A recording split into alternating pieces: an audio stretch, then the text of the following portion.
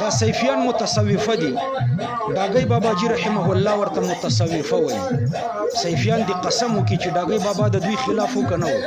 ډاګی بابا جی رحمه الله زموږ استاد دی.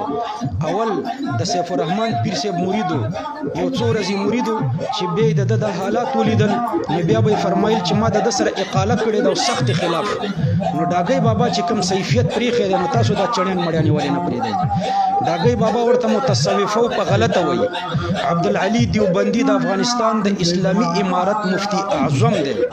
هغه ورته زنادقه مرتدین او واجب القتل وایي د صیفیانو ته.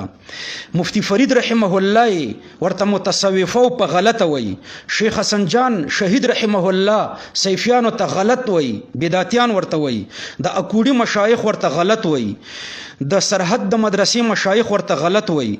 د دیوبند ټول اکابر، د پنجاب ټول